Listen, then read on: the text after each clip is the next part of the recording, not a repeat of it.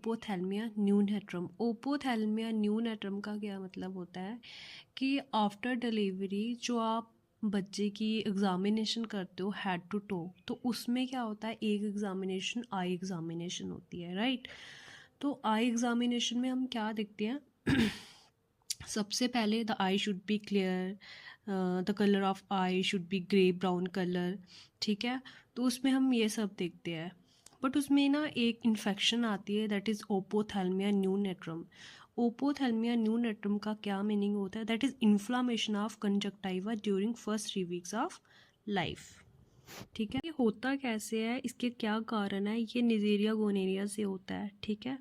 तो इसके सिम्टम्स जो आपको डेवलप होंगे within 48 hours of age, ठीक है। तो ये काफ़ी रेयर होता है, बट जब भी होता है so it is very serious condition, ठीक है। तो अगर हम इसको प्रोटेक्ट करने की बात करें तो हम इसमें एक प्रोफाइलेटिक्स देते हैं, लाइक 0.5% इरिथ्रोमाइसिन एंटीबायोटिक ऑइंटमेंट हम देते हैं, ताकि ये जो इन्फेक्शन है वो फैले ना, ठीक है।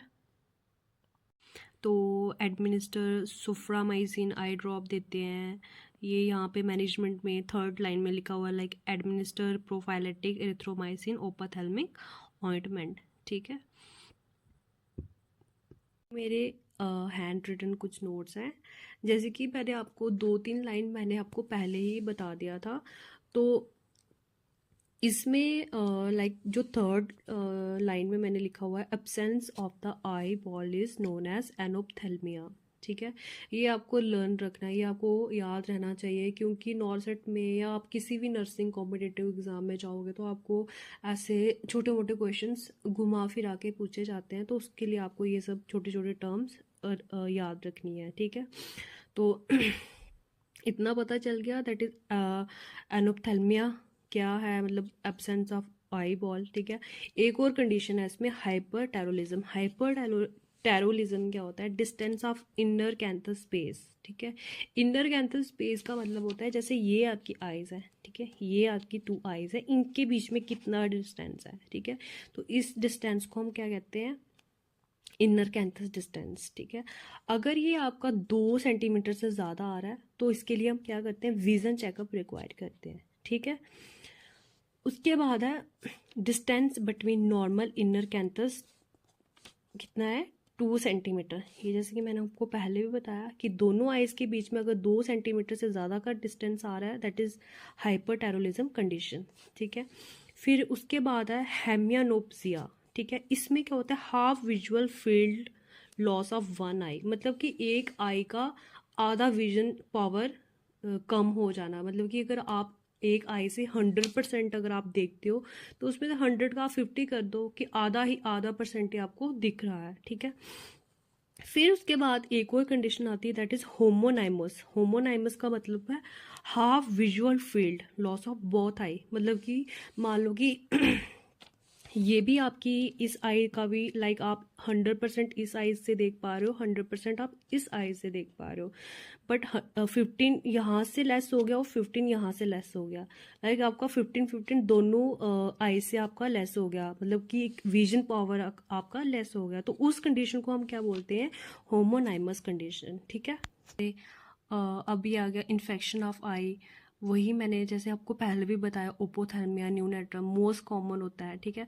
इसमें हम वही 0.5% प्रोफाइलेटिक्स एरिथ्रोमाइसिन एंटीबायोटिक ऑइंटमेंट देते हैं। क्यों देते हैं, वही निजेरिया गोनोरिया की इन्फेक्शन को प्रिवेंट करने के लिए। एक न्यूनेटल कंजक्टाइवाइटिस आता है, दैट इज़ ये किसकी वजह से होता है, कॉजेज ड्यू टू क्लैमडिया ट्रैकोमैटिस, ठीक है, सॉरी। तो इसमें हम क्या करते हैं, जैसे डॉक्टर इंटरवेंशंस क्या होती है, इसमें सिल्वर नाइट्रेट 1% देते हैं, टेट्रासाइक्लिन 1% देते हैं, ठीक है। अब उसके बाद चलते हैं प्यूपल एग्जामिनेशन, ठीक है। जैसे हम आई एग्जामिनेशन कर रहे तो उसके लिए सबसे पहले हम किस चीज़ की, आइज़ में हम किस चीज़ की सबसे पहले एग्जामिनेशन करते हैं, ये लाइक ये आपको ना क्वेश्चन भी आ सकता है, लाइक बताओ कि हम आई एग्जामिनेशन में सबसे पहले किस चीज़ की या किस आई के किस पार्ट की एग्जामिनेशन करते हैं, तो वो हमें पता होना चाहिए, दैट इज़ प्यूपिल एग्जामिनेशन। प्यूपिल एग्जामिनेशन में हम कौन सा टेस्ट करते हैं, दैट इज़ परला टेस्ट। किसके लिए? For pupil equal, round, reactive to light and accommodation. इसका क्या मतलब हो गया? प्यूपिल, ठीक है। प्यूपिल का साइज इक्वल होना चाहिए, ठीक है, राउंड होना चाहिए। रिएक्टिव टू लाइट मीन्स कि अगर जब मान लो कि अगर हम जब किसी की आइज़ में अगर हम लाइट देते हैं, ठीक है, तो उसका रिस्पॉन्स होना चाहिए, लाइक कॉन्स्ट्रिक्शन और डायलेशन होना चाहिए। अगर कॉन्स्ट्रिक्शन और डायलेशन नहीं है, दैट मीन वहाँ पे कोई एबनॉर्मलिटी होगी, ठीक है। एक और कंडीशन आती है, उसका नाम होता है like assess for red reflex, ठीक है। If red reflex is present it indicate normal transparent lens, and red reflex is absent it indicate opposite of lens as congenital cataract.